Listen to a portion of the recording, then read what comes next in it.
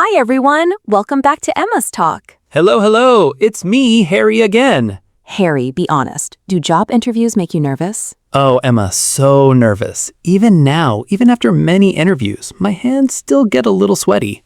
See, this happens to everyone, even very experienced people. It really does. And today, we talk about exactly this, job interviews. How to prepare, how to impress the interviewer, and how to feel confident even when we're nervous. And also, something really important, something people don't talk about enough. What's that? That if we don't get the job, it's not the end of the world. Yes, this is such an important message, and we'll spend real time on it today. So stay with us, because this episode has practical tips and also some real emotional comfort. A perfect combination. Let's get comfortable and start. Let's go. Okay, Harry, let's start here.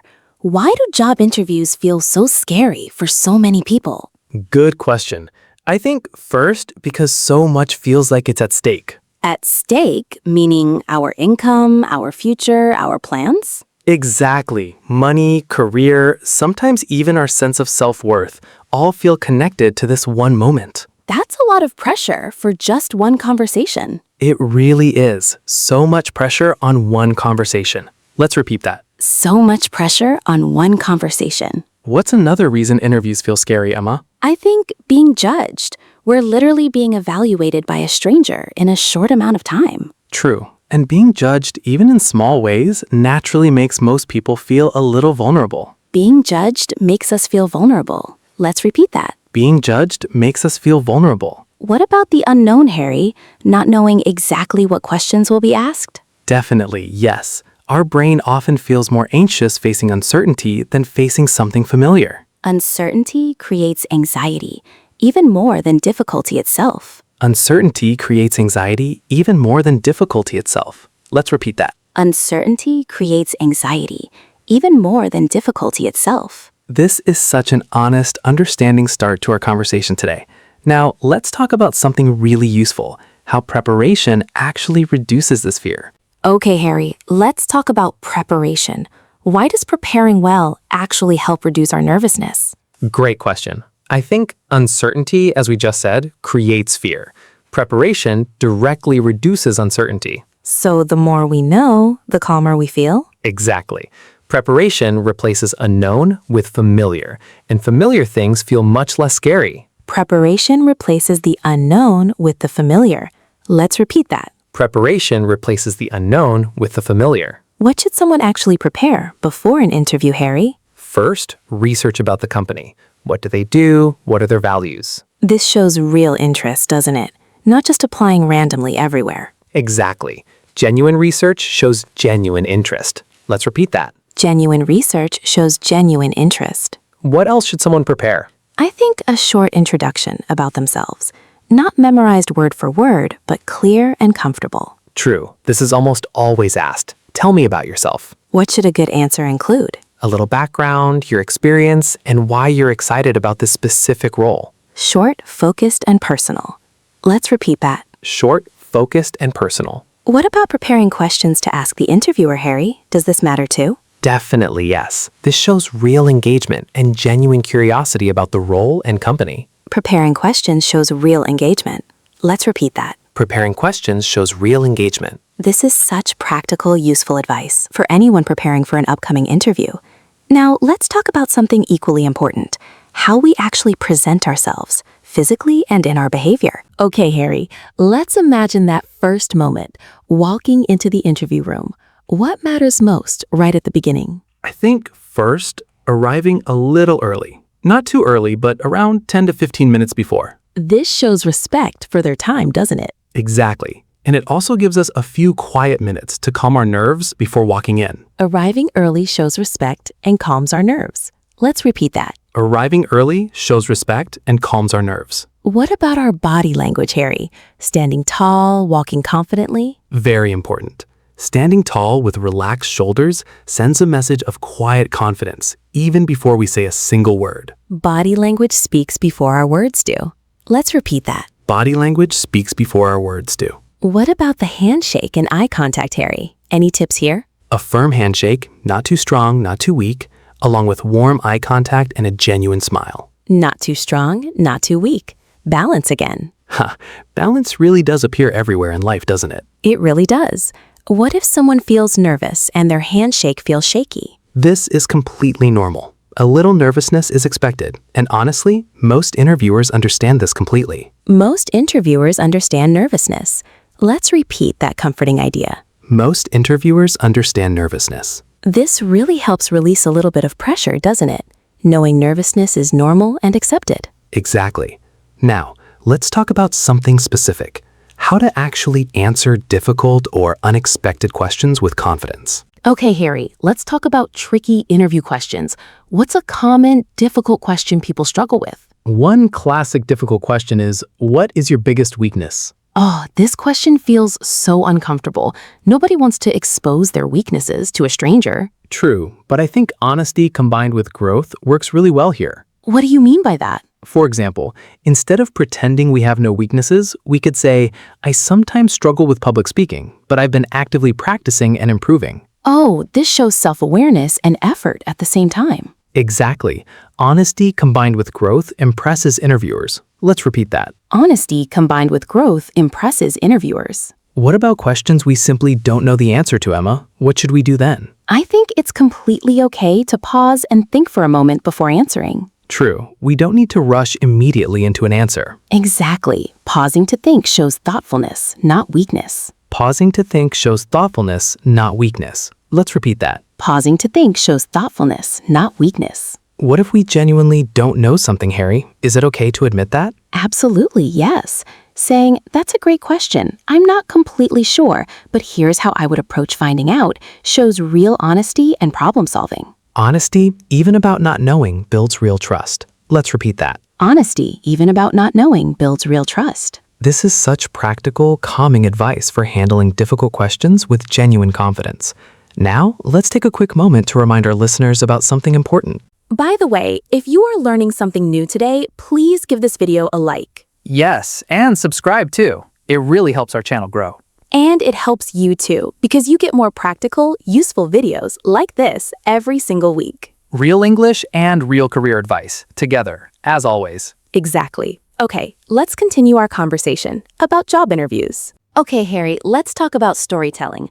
Does this actually matter during job interviews? Enormously, yes. I think this is honestly one of the most underused skills in interviews. Tell me more about why storytelling matters so much. Well, imagine simply saying, I'm a hard worker. This is just a general claim, right? True, it doesn't really prove anything on its own. Exactly. But imagine instead telling a short story about a specific time you worked hard and overcame a real challenge. Oh, this feels so much more convincing and memorable. Exactly. Stories are convincing. Claims alone are forgettable. Stories are convincing. Claims alone are forgettable. Let's repeat that. Stories are convincing. Claims alone are forgettable. How can someone prepare good stories before an interview, Harry? I think reflecting beforehand on a few real examples from past experiences, work, school, even personal projects. Examples of challenges, teamwork, leadership, maybe? Exactly. Having 2 or 3 strong stories ready in our mind really helps during unexpected questions. Having ready stories helps with unexpected questions. Let's repeat that. Having ready stories helps with unexpected questions.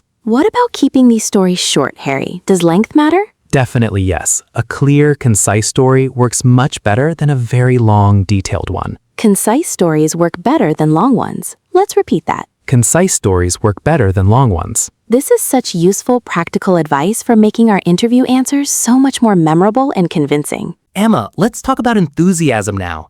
How can someone show real excitement about a job without seeming fake or exaggerated? Great question. I think first, genuine enthusiasm comes from genuinely understanding why this specific role interests us. This connects back to research, doesn't it? Understanding the company and role deeply. Exactly. Real understanding creates real, believable enthusiasm. Real understanding creates real, believable enthusiasm. Let's repeat that. Real understanding creates real, believable enthusiasm. What does fake enthusiasm usually sound like, Emma? How can we avoid this? I think fake enthusiasm often sounds too general, like, I've always dreamed of working here, without any real specific reason behind it. True. General statements often feel a little hollow, don't they? Exactly. Specific reasons feel genuine. General statements feel hollow. Specific reasons feel genuine. General statements feel hollow. Let's repeat that. Specific reasons feel genuine. General statements feel hollow. What's a better way to express real enthusiasm then? Something like, I've been following your company's approach to sustainability, and it really matches my own personal values. Oh, this feels so much more genuine and specific. Exactly. Specific personal connection always feels more convincing. This is such useful advice for expressing real excitement in a way that feels authentic, not performed.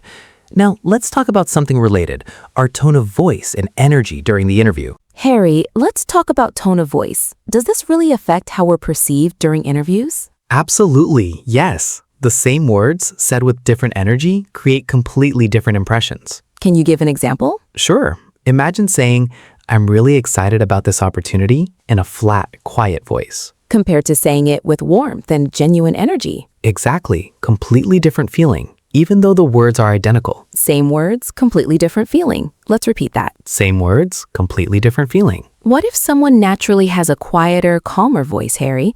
Does this mean they can't show enthusiasm? Not at all. Enthusiasm doesn't need to be loud. It simply needs to feel genuine and warm. Enthusiasm doesn't need to be loud, just genuine. Let's repeat that. Enthusiasm doesn't need to be loud, just genuine. This really reminds me of our earlier episode about quiet, shy people making strong impressions too. Exactly. It really connects. Calm energy is still energy. Calm energy is still energy. Such an important reminder. What about speaking pace, Emma? Does this matter too? Definitely yes. Speaking slowly and clearly, especially when nervous, really helps our answers land well. Slowing down helps our answers truly land. Let's repeat that. Slowing down helps our answers truly land. This is such useful, practical advice for managing our tone and energy throughout the interview.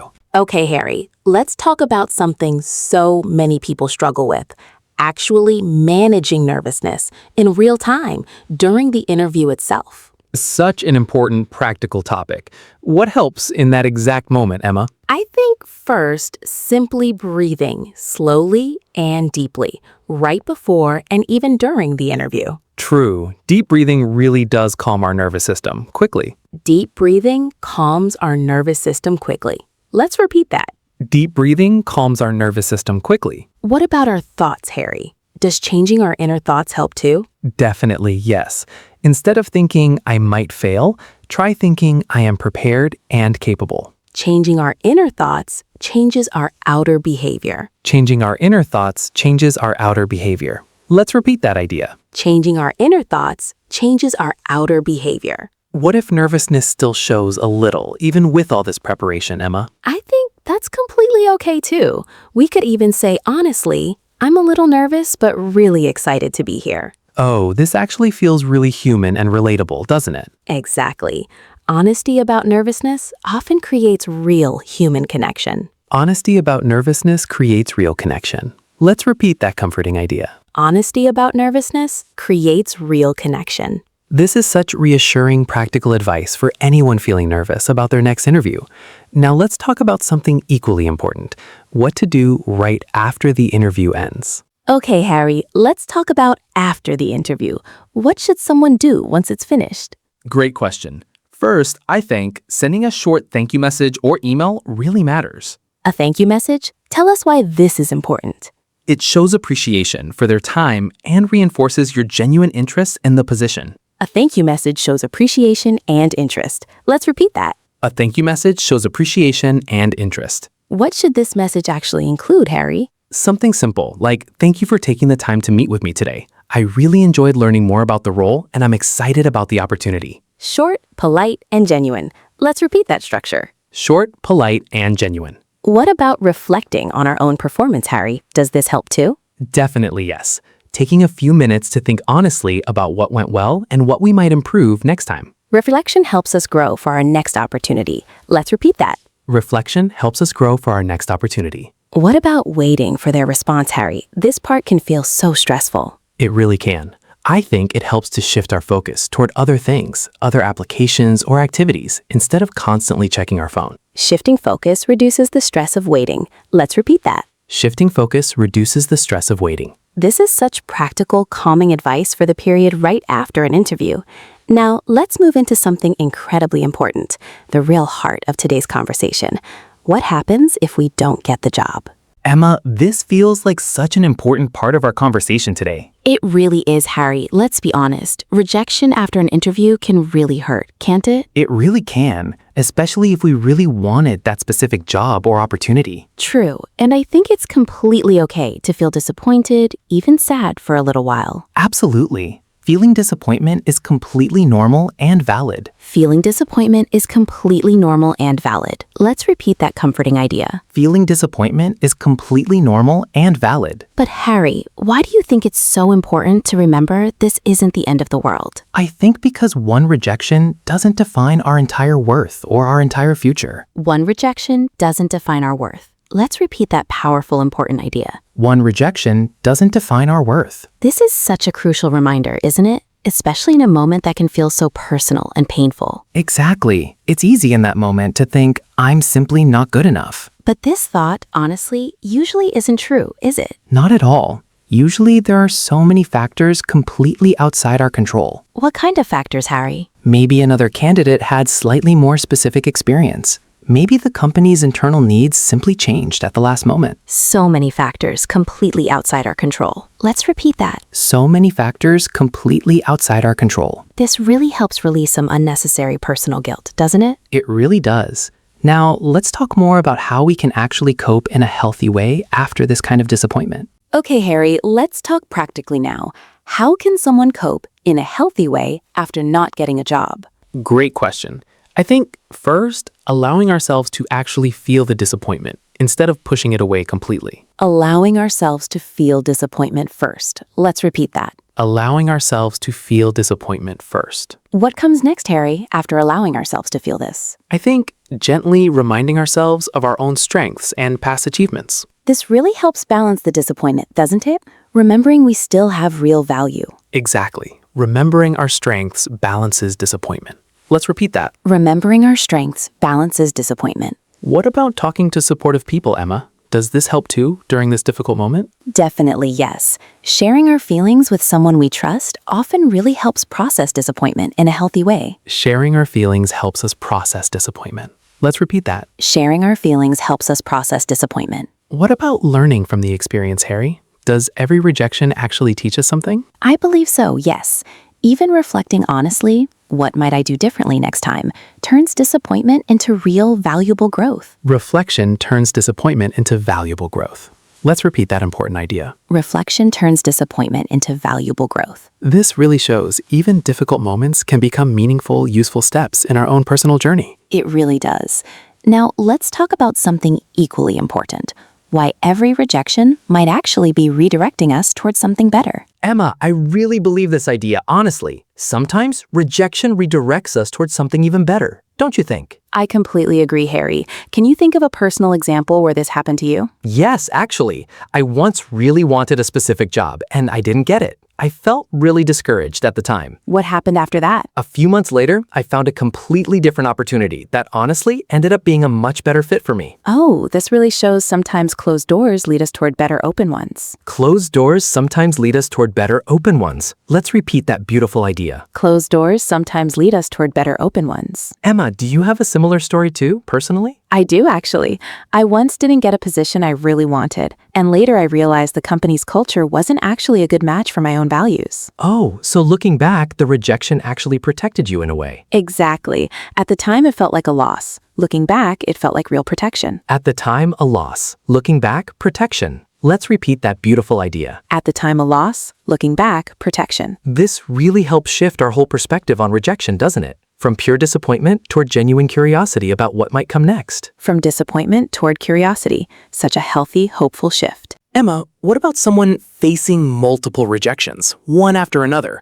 This feels especially difficult, doesn't it? It really does. Job searching, especially during difficult periods, can feel incredibly discouraging over time. How can someone protect their confidence during this kind of extended, difficult search? I think first, separating our own personal worth completely from job market outcomes. This connects back to what we said earlier, doesn't it? One rejection doesn't define us. Exactly. And this becomes even more important with multiple rejections. Our worth isn't measured by job market outcomes. Let's repeat that important idea. Our worth isn't measured by job market outcomes. What about maintaining routine and self-care during this challenging period, Emma? Extremely important. Continuing to exercise, sleep well, and spend time with supportive people really helps sustain our overall well-being. Self-care sustains our well-being during difficult searches. Let's repeat that. Self-care sustains our well-being during difficult searches. What about celebrating small progress, Emma, even without a final job offer yet? Yes, this really matters. Maybe improving our interview skills or expanding our network.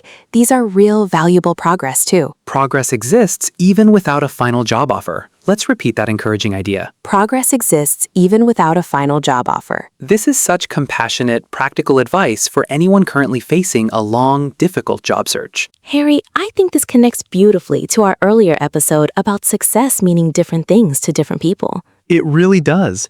How might someone redefine success specifically during a job search? I think instead of only measuring success by receiving a job offer, we could measure success by our own consistent effort and growth. Measuring success by effort instead of only outcomes. Exactly.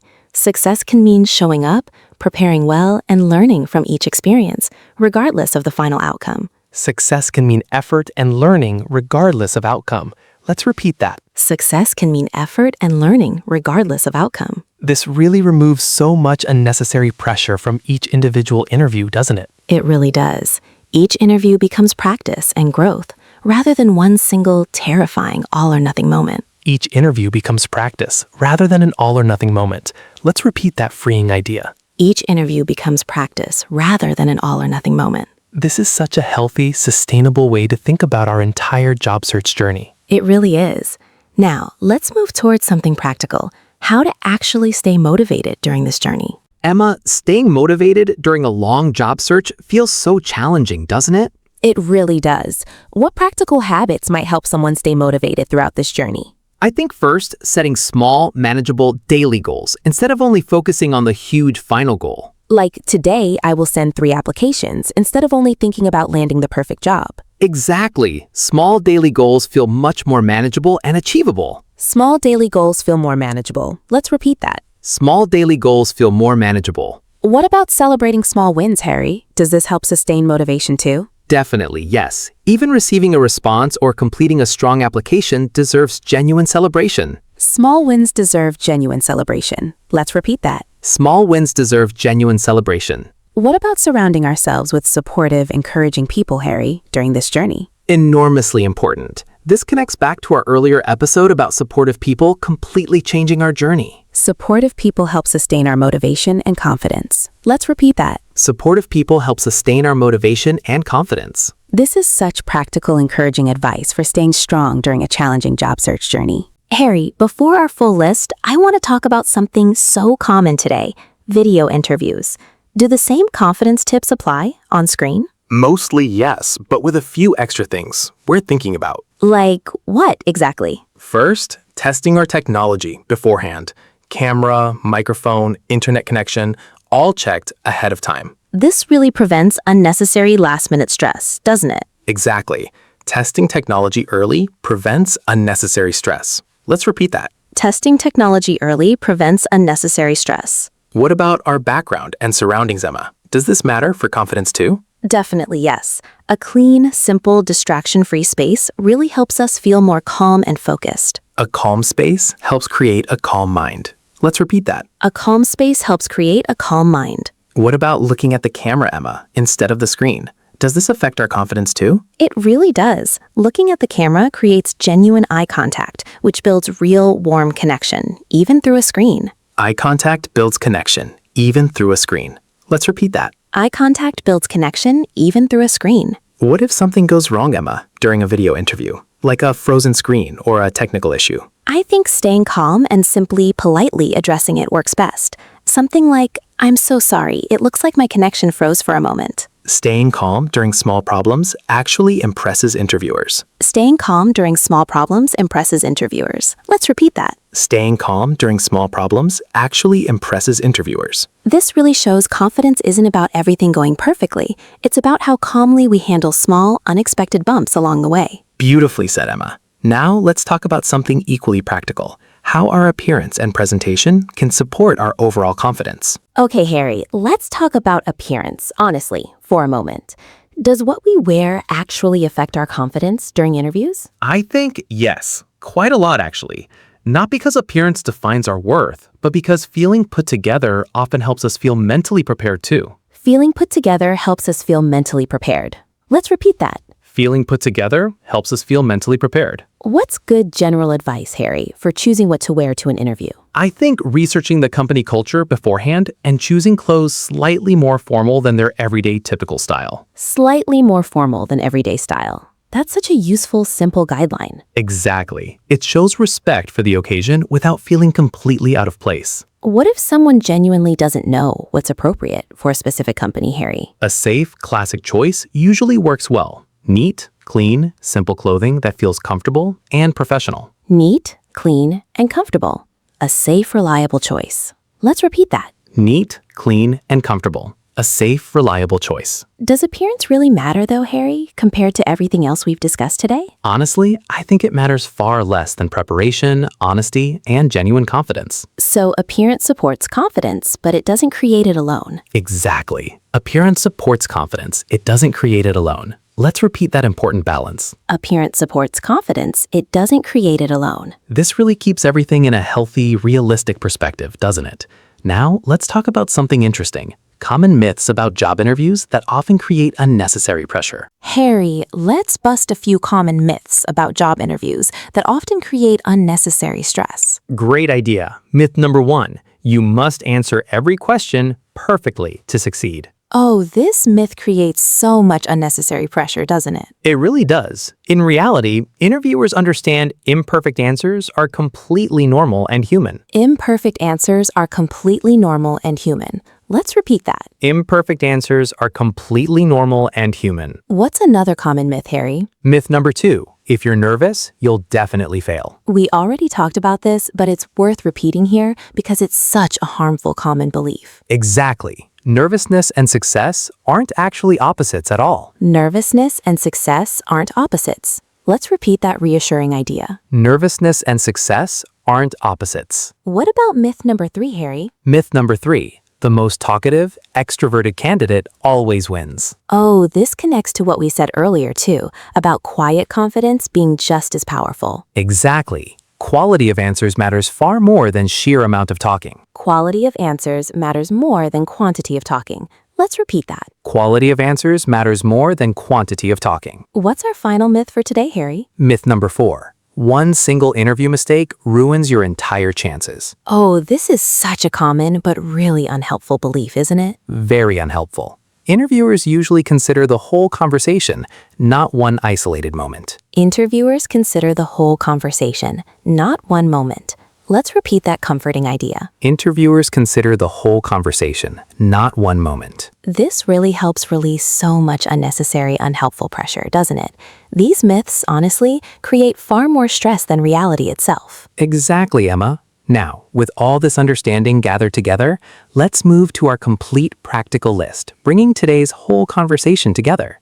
Great. Let's bring everything together now, Emma, into one complete practical list. Perfect idea. Tip 1, research the company thoroughly beforehand. Tip 2, prepare a short, comfortable introduction about yourself. Tip 3, arrive early with calm, confident body language. Tip 4, answer difficult questions with honesty combined with growth. Tip 5, use real stories instead of general claims. Tip 6, show genuine, specific enthusiasm about the role. Tip 7, manage nervousness with deep breathing and positive self-talk. Tip 8, send a genuine thank you message afterward. Tip 9, remember, one rejection doesn't define your entire worth. Tip 10, measure success by effort and growth, not only final outcomes. What a complete, powerful list, Harry. It really is. Let's repeat them all together quickly, one more time. 1, research the company. 2, prepare your introduction. 3, arrive early, calm, and confident. 4. Answer honestly with growth. 5. Use real stories. 6. Show genuine enthusiasm. 7. Manage nervousness calmly. 8. Send a thank you message. 9. Rejection doesn't define your worth. 10. Measure success by effort and growth. 10 powerful, practical ideas for real, lasting interview success and resilience. Simple ideas, powerful, lasting results, as always. Simple ideas, powerful, lasting results. Let's repeat that. Simple ideas, powerful, lasting results. Now, let's practice something together. A short, realistic interview moment, right here. Oh, I love this idea. Let's do a quick role play. I'll be the interviewer, you be the candidate. Okay, I'm ready. Thank you for coming in today. So tell me a little about yourself. Of course. I've worked in customer service for 3 years, and I really enjoy helping people solve real problems. I'm excited about this role because your company really focuses on genuine customer care, which matches my own values. That's great to hear. What would you say is your biggest weakness? Honestly, I sometimes take on too many tasks at once, but I've been actively working on prioritizing better, and it's really improved over the past year. Wonderful. Thank you for such an honest, thoughtful answer. Thank you so much for this opportunity today. Let's stop the role play there. Emma, what did you notice from the interviewer side? Honestly, a warm, confident introduction, an honest weakness paired with real growth, and genuine, specific enthusiasm. Exactly. Everything we discussed today, all put into real, practical action. This little practice really shows our listeners exactly what a strong, confident answer actually sounds like. It really does. Now, let's turn to our listeners with some questions to think about. Okay, now it's your turn, dear listener. Yes, let's ask some questions. Think about your own honest answers while you listen. Question 1. What is one interview question that makes you feel especially nervous? How might you prepare differently for that specific question now? Question 2. Can you think of a real story from your own experience that shows a real strength? Try preparing this story for your own future interviews. Question 3. Have you ever experienced job rejection? How did you cope at the time? Looking back now, how do you feel about that experience? Question 4. What is one small, daily habit that might help you stay motivated during your own job search? Just one small, realistic habit. Question 5. How might you redefine success during your own job search journey? Beyond simply receiving a final job offer. These questions really help us reflect deeply on our own interview journey and mindset. Exactly. Reflection truly helps us grow, stronger and more resilient over time. Reflection helps us grow stronger and more resilient. I love that line. Let's repeat it slowly. Reflection helps us grow, stronger and more resilient. Beautiful. Now, before we say goodbye, let's bring together everything we learned today one more time. Great idea. Let's go slowly through our most important phrases from today. Number 1, preparation replaces the unknown with the familiar.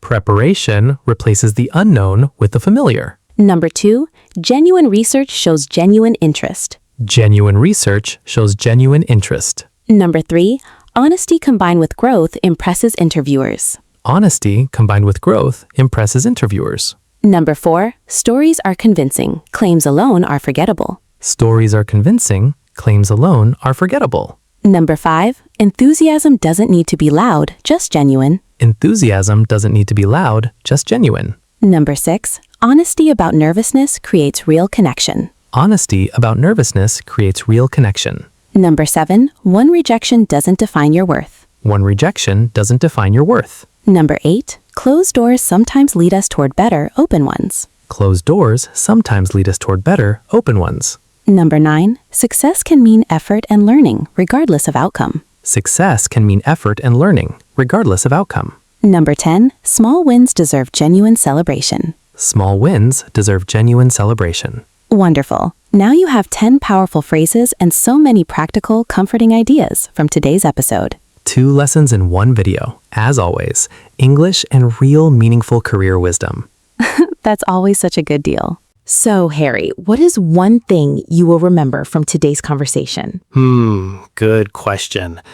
I think I will remember that preparation truly builds real confidence over time. That's such a valuable takeaway. What about you, Emma? For me, I think I'll remember that one rejection truly doesn't define our entire worth or our future. Such an important, comforting message for so many of our listeners today. Tell us in the comments, what is one job interview experience that taught you something valuable? We really want to know. Write it below honestly and openly. Maybe it was a success. Maybe it was a rejection that led you somewhere even better. Whatever it is, we hope today's episode helped you feel a little more prepared and a little more confident. Thank you so much for listening today and for practicing your English with us. See you very soon with another interesting topic. One conversation at a time, one interview, one step at a time. Your English and your confidence will grow naturally. See you in our next real conversation. Bye, everyone. Bye-bye.